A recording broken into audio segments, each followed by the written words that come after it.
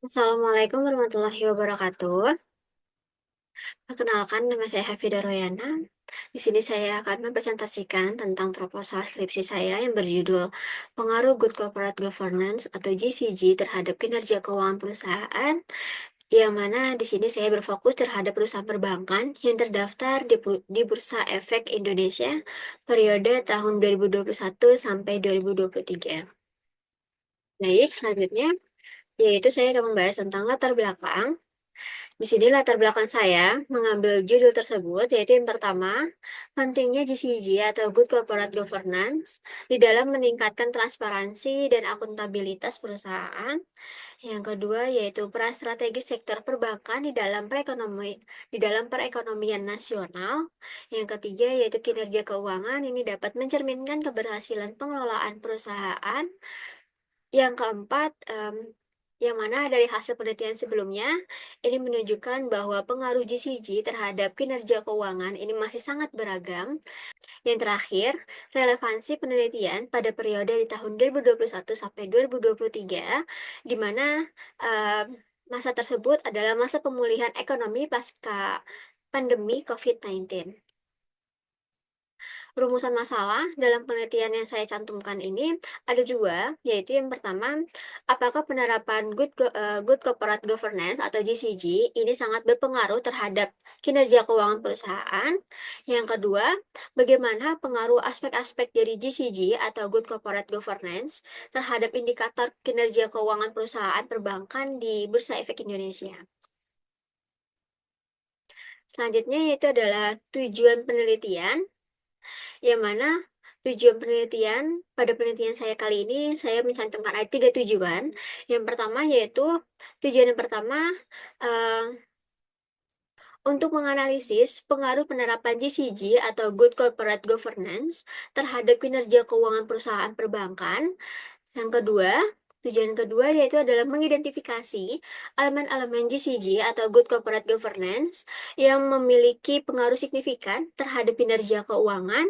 Yang ketiga yaitu memberikan rekomendasi bagi perusahaan perbankan terkait penerapan GCG. Selanjutnya yaitu adalah manfaat penelitian. Manfaat penelitian di sini saya cantumkan ada dua, yaitu manfaat teoritis dan juga manfaat praktis. Adapun untuk manfaat teoritis yaitu memberikan kontribusi terhadap pengembangan ilmu manajemen khususnya tata kelola perusahaan. Dan adapun untuk manfaat praktis ini ada dua, yaitu yang pertama memberikan wawasan bagi perusahaan perbankan untuk meningkatkan kinerja keuangan melalui penerapan GCG atau Good Corporate Governance. Dan yang kedua yaitu adalah memberikan referensi bagi investor di dalam menilai perusahaan berdasarkan penerapan GCG. Selanjutnya yaitu kita masuk ke dalam bab tinjauan pustaka. Yang mana untuk variabel pertama kita akan membahas tentang Good Corporate Governance itu sendiri atau GCG. Yang mana GCG ini sendiri adalah sistem dan proses pengelolaan perusahaan yang bertujuan untuk menciptakan efisiensi, transparansi, dan juga tanggung jawab, serta menjaga keseimbangan kepentingan pemegang saham, manajemen, dan juga pemangku kepentingan lainnya. Nah, adapun prinsip-prinsip dari GCG itu sendiri, ini ada 5, yaitu yang pertama, prinsip yang pertama adalah transparansi, prinsip yang kedua yaitu ada akuntabilitas, prinsip yang ketiga itu adalah responsibilitas. Prinsip yang keempat itu adalah independensi. Dan prinsip yang kelima adalah kewajaran. Selanjutnya, variabel yang kedua yaitu adalah kinerja keuangan. Nah, kinerja keuangan sendiri ini adalah gambaran kondisi keuangan perusahaan di dalam periode tertentu yang mencerminkan efisiensi, profitabilitas, dan juga keberhasilan pengelolaan sumber daya.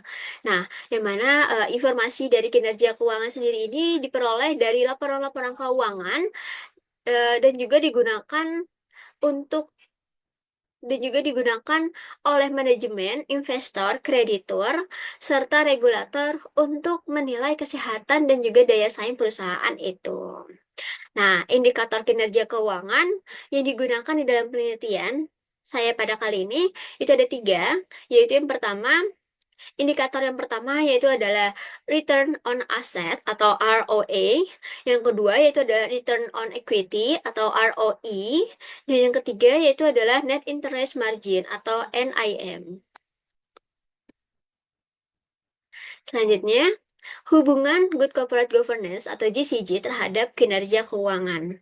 Nah, yang mana di dalam hubungan GCG terhadap kinerja keuangan ini terdapat ada tiga teori utama, yaitu yang pertama yaitu adalah teori agensi. Nah, yang mana di dalam teori agensi ini menyatakan bahwa GCG itu dapat meminimalkan konflik antara pemilik dan juga manajemen dengan mengatur transparansi, akuntabilitas, dan juga pengawasan. Dan untuk teori kedua, itu adalah teori stakeholder, yang mana di dalam teori stakeholder ini menyatakan bahwa pentingnya perusahaan di dalam memperhatikan kepentingan prinsipal untuk menciptakan hubungan yang berdampak positif pada kinerja keuangan.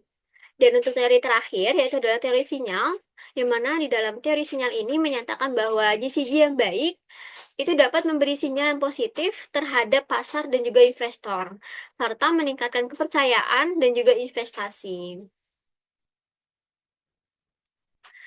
Selanjutnya, di sini ada penelitian terdahulu yang terkait dengan pengaruh GCG terhadap kinerja keuangan.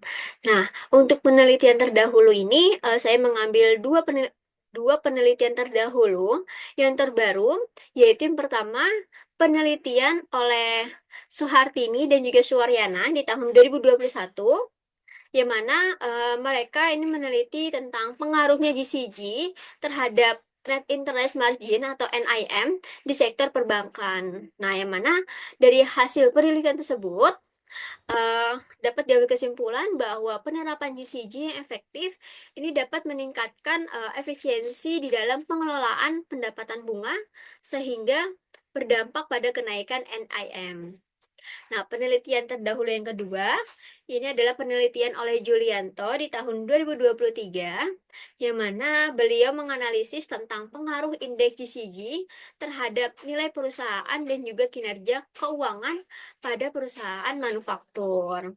Nah, dari penelitian beliau tersebut, ini hasil penelitiannya, yaitu adalah menunjukkan bahwa GCG yang baik itu dapat meningkatkan kepercayaan investor dan juga profitabilitas perusahaan.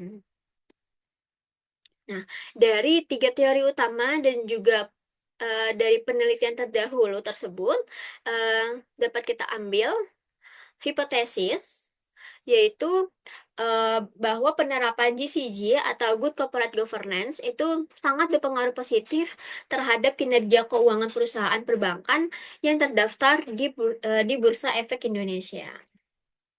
Bab selanjutnya yaitu kita akan membahas tentang metodologi penelitian. Nah, di dalam metodologi penelitian ini ada beberapa hal yang saya bahas, yaitu yang pertama adalah jenis penelitian itu sendiri. Nah, jenis penelitian yang saya gunakan yaitu adalah jenis penelitian dengan pendekatan kuantitatif. Selanjutnya yaitu adalah populasi dan sampel. Nah, untuk populasi dan sampel yang saya gunakan pada penelitian saya kali ini, yang pertama adalah populasi.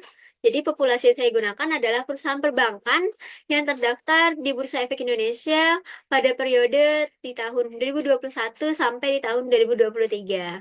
Nah, yang kedua, untuk sampel, nah teknik sampel yang saya gunakan ini adalah teknik purposive sampling. Nah, yang mana menurut Scioto dan juga Sodik di tahun 2015, purposive sampling ini sendiri adalah teknik yang digunakan di dalam menentukan sampel berupa pertimbangan khusus.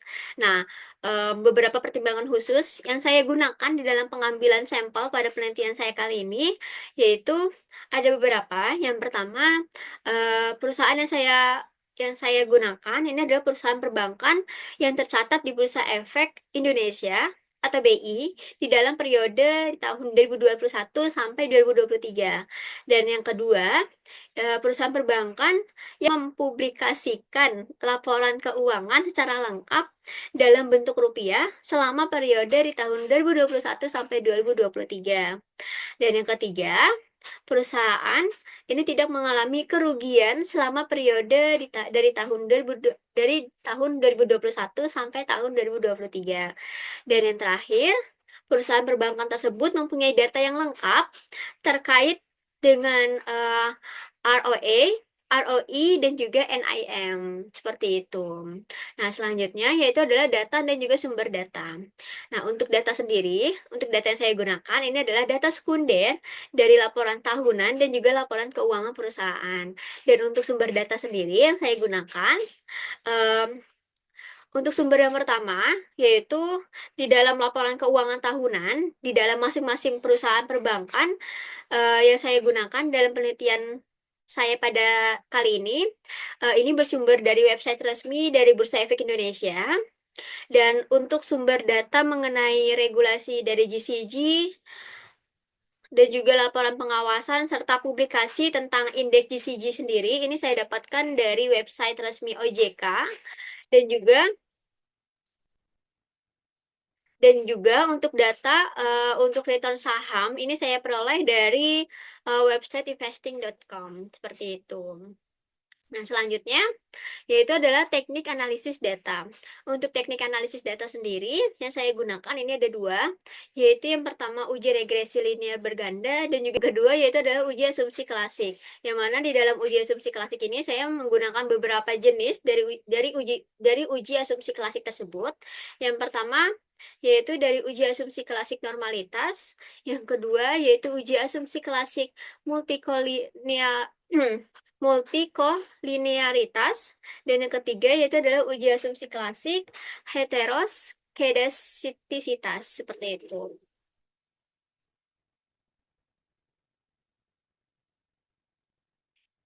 Baik, sekian penyampaian dari proposal skripsi saya. Kurang lebihnya saya minta maaf yang sebesar-besarnya. Sekian, terima kasih. Wassalamualaikum warahmatullahi wabarakatuh.